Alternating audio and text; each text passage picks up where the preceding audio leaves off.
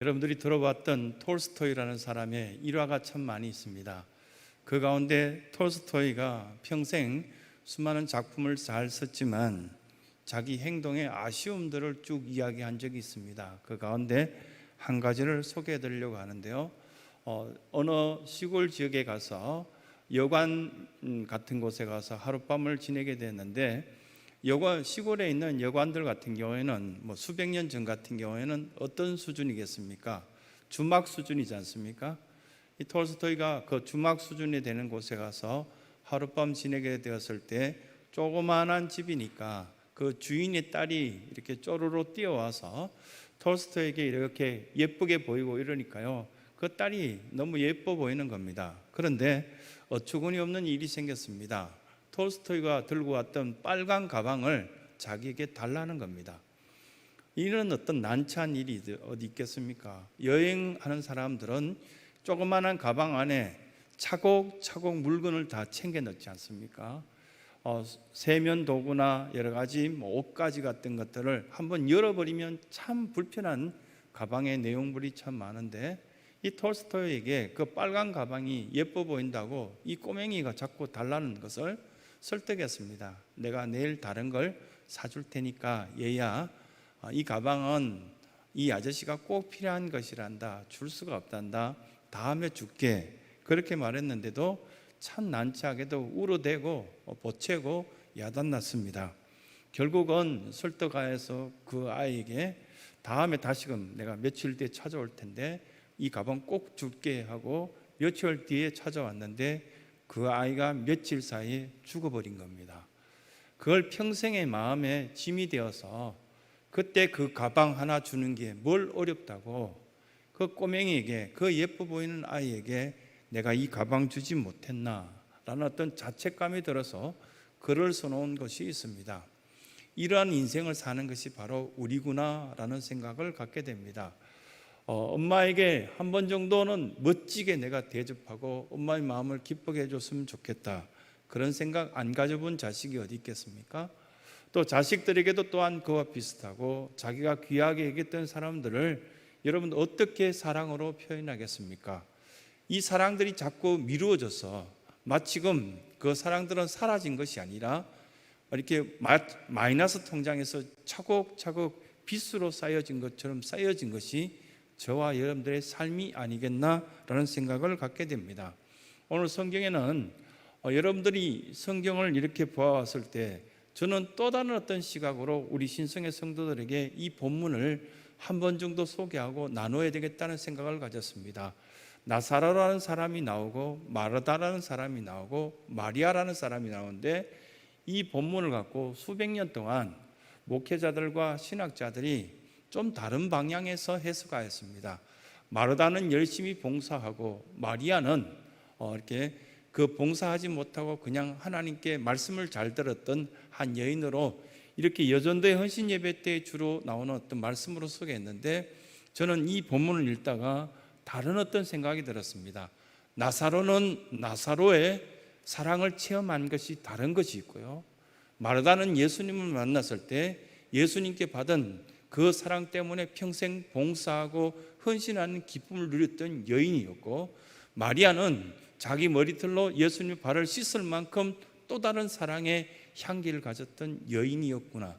세 명 다 사랑의 방향이 다르고 사랑의 내용이 다를 뿐이지 이들도 예수님을 지극히 사랑하여서 나사로가 죽었을 때 예수님이 우실 만큼 그만큼 사랑받은 믿음의 가족이었다는 것이 성경의 내용이었다는 사실입니다. 요한복음 9장 22절 보면은 어떤 내용이 나오냐면은 예수 그리스도를 주라 시인하는 자들을 우리는 출교해서 그들을 용서하지 말자라는 유대인들의 결정이 나옵니다. 이런 결정 속에서도 나사로라는 사람, 시몬이라는 사람, 심지어는 마리아는 동네 전체를 돌아다니면서 내가 아는 예수님은 대단하신 분입니다, 내가 아는 예수님은 하나님의 아들입니다, 이런 고백들을 하고 돌아다녔다는 겁니다. 그들은 목숨이 두 개였을까? 아닙니다. 제가 기억하기는 이 환난을 당하는 수많은 사람들에게 예수 그리스도의 사랑이, 예수 그리스도의 향기가 진짜인가 가짜인가 드러나는 사실이 아니겠나라는 생각이 듭니다. 우리에게 이 말씀을 통해서 몇 가지 교훈을 하시는데, 그 첫 번째에 누구에게나 사랑은 있습니다. 사랑이 찾아오고 사랑이 떠나가기도 합니다. 누구에게나 이 사랑이 있을 때 어떻게 반응하느냐, 그 차일 뿐이라는 사실을 말씀합니다. 예수님은 해변가를 쭉 걸으시면서 많은 사람들에게 이렇게 이야기했습니다. Follow me, 나를 따르라. 이렇게 말씀했을 때 단순하게 생각했던 베드로가 따랐고, 마태가 따랐고, 마가가 따랐고, 이 12 제자가 따라왔습니다. 그 가운데 이 이야기를 들었던 사람이 12명이었겠나, 그 생각을 또 해볼 필요가 있고요. 또 한번 창세기로 가서 아브라함에게 있어서, 아브라함이 어느 날 천사들의 이야기를 듣고, 이 소돔과 고모라가 다 망하게 되는구나, 내 사랑하는 사람들에게 먼저 이 이야기를 전해야 되겠다 해서 그 사랑을 전합니다. 사위들에게 큰일 났다, 하나님께서 이 땅을 멸하신다고 한다, 빨리 이 땅에서 떠나자 했을 때 사위들이 성경에는 어떻게 표현되어 있습니까? 비웃었더라 라고 이야기합니다. 결국은 강제로 끌고 나가는 어떤 모습들이 성경에 나와 있습니다. 노아의 사건들도 또한 봅니다. 노아는 120년 동안 배를 지으면서 많은 일들을 산 위에서 했습니다. 그 일들을 친척들도 봤을 겁니다. 노아에겐 친척이 없었을까요? 노아에겐 친구가 없었을까요? 노아에게는 주변에 사람들이 없었을까요? 마치 성전에서 일하듯이 함께 동역하던 사람들이 있었지만 아무도 그 이야기를 듣지 않았습니다. 사랑이 찾아왔지만 사랑을 받아들이지 않았던 것입니다. 반면에 이것들을 귀하게 여겨서 유대인들은 하나님 말씀이라면 죽고 사는 문제가 달렸기 때문에 우리는 목숨 걸고 하나님 말씀 듣자, 이것이 사랑이다라고 고백한 내용들이 나옵니다. 그 가운데 나아만 장군 같은 경우에는 이방 사람입니다. 자기 집에서 포로로 잡혀와서 노예로 일하는 이제 열 몇 살 된 여자아이가, 제가 아는 이렇게 우리 동네에 있는 하나님을 잘 믿는 선지자만 만나면 장군님 또 병이 나을걸요, 그 말을 하나님의 사랑으로 그대로 받아들이자 기적을 경험하였던 것을 볼 수 있습니다. 또 기생 라합 같은 경우에도 정탐꾼을 숨겨두었고 다음 날이 되면 당신에게 큰 기적이 일어날 겁니다, 이렇게 말했을 때 그것을 받아들여서 라합은 믿음의 조상의 반열에 들어갔던 것을 볼 수 있습니다. 우리에게 찾아오신 하나님의 음성, 그 사랑한다는 음성, 내가 너를 사랑하여 지명하여 불렀다 했을 때 저와 여러분들은 어떻게 대답하고 계시냐, 이것이 우리에게 첫 번째 질문이요, 우리에게 주신 교훈의 메시지라는 사실입니다. 두 번째, 사랑하는 데 있어서는 모델은 여러 가지 다르구나라는 것들을 생각합니다. 그 첫 번째, 마르다 모델. 저는 이 마르다 모델을 개인적으로 참 좋아합니다. 그때 당시에 여러분들이 가브나움을 거쳐서 갈릴리 호수가를 이렇게 쭉 다니시면서 예수님은 새벽부터 시작해서 고쳐주시고 또 만져주시고, 그리고 배고파하는 사람들이 먹여주시고, 그런 일들을 참 많이 하셨습니다. 그런데 예수님의 일행들이 몇 명 정도 되었을까요? 추측해 보시기 바랍니다. 일단 기본적으로 예수님의 12 제자가 있습니다. 그리고 예수님의 추종자들, 아주 극렬하게 추종하는 추종자들이 두세 명이 있었습니다. 예수님께서 이렇게 머무를 곳이 없다면은 그 집을 이렇게 내주고 하던 여인들이 몇 분 계셨습니다. 아마도 여전도의 연합회 임원들 같은 그 정도의 역할을 하는 그런 어떤 여인들이 주변에 몇 명 계셨습니다. 비아냥거리는 책도 나왔지 않습니까? 그런 어떤 숫자를 다 생각할 때 기본적으로 약 20명 정도 됩니다. 그런데 우리는 성경을 읽어갈 때 어떻게 생각하느냐 하면은 그냥 예수님을 영접하였더라, 그러니까 예수님만 받아들이는 줄 아는데 성경을 읽다 보면 20명이 넘는 사람을 자기 집에 들어와서 먹을 것을 내어주고 발을 씻겨주고 그랬다는 것을 우리는 짐작할 수 있다는 사실입니다. 그런데 마르다가 음식을 장만하였을 때 한두 명을 대접하였겠냐라는 것입니다. 그럼에도 불구하고 이 마르다는 매우 행복해했습니다. 즐거워하고 그 바쁜 가운데서도, 여러분 70년대만 되어도 손님이 이렇게 집에 오면, 갑자기 오면은 여러분 연탄불 위에 밥을 하거나, 그리고 다른 어떤 기구가 없는 그 위에 밥을 한다는 것은 정말 어려운 어떤 상황입니다. 그런데 2000년 전에 이 마르다가 밥을 20명걸 하고 있었다. 이건 얼마나 어려웠을까라는 짐작할 수 있습니다.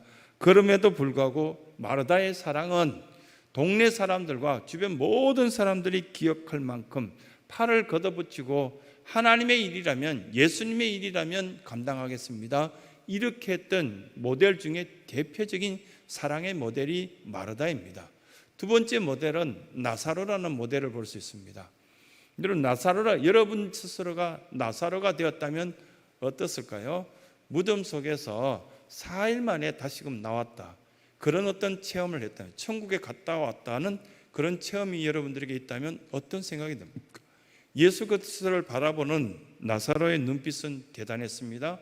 목숨 걸고 아마 신앙생활을 했을 것이고, 나사로는 다 많은 사람들이 물었을 때 가장 먼저 뭐라고 물었을까요? 여러분들이 주변에 나사로 같은 사람이 있다면, 야, 천국 가봤더니 어때? 이런 어떤 질문들, 끊임없이 그 질문 때문에 괴로워하고 힘들었던 것이 나사로였다고, 그런 어떤 기록들이 있다고 합니다. 그리고 또 나사로는 행동을 약간만 잘못한다 싶으면 주변의 사람들이, 야, 죽었다가 살아난 놈이 그렇게밖에 못해, 이런 이야기를 했다고 합니다. 그것뿐만 아니라 매번 눈물을 흘리며 천국을 이렇게 생각할 때 내가 바로 살아야 될 텐데, 하나님 잘 믿어야 될 텐데, 그런 어떤 신앙생들이 굉장히 힘들었던 것이 나사로의 사랑의 모델이었다고 합니다. 그러나 나사로는 분명한 체험이 있었기 때문에 그 어떤 그 체험 속에 예수 그리스도를 떠나지 않고 사는 것이 가장 행복하다는 것을 알고 있었던 것이 나사로의 모델이었다고 합니다. 좋아하는 것이 분명했고, 가야 될 것이 분명했고, 그렇단 분명한 그 신앙생활 속에 열매 맺는 어떤 모습들이 나사로의 모습이었다라고 그렇게 합니다. 이럴 수 있습니까? 근데 대체로 보면 정교인들이 기도해줘서 치료해주고 낫게 해주면은 반듯하게 살 것 같다, 그럴 확률이 거의 없답니다. 특히 관악구에 있는 몇몇 교회들이 하는 이야기를 듣습니다.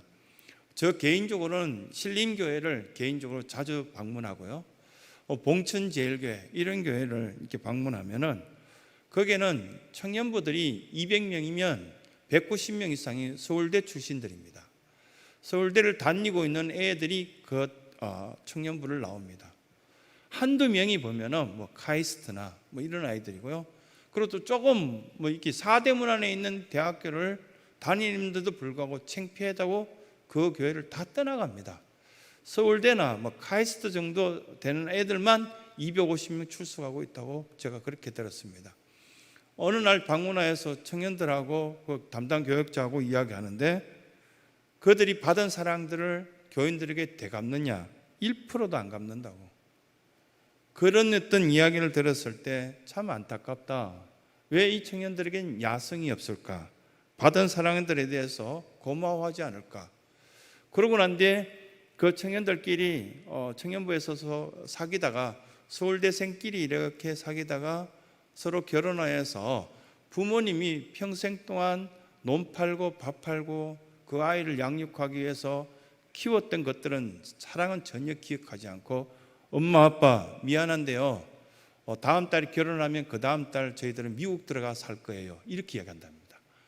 부모들은 아무 말 못하고 너희들이 좋은 길이라면 우리가 떠나보낼게, 그러고 만다는 겁니다. 거의 대체로 그런답니다. 거의 1%도 돌아와서 엄마 아빠에게 받은 사랑을 저희들이 갚을게요, 이렇게 하지 않고 산답니다. 이 나사로의 모델 가운데 우리는 잘 생각해야 될 필요가 있습니다.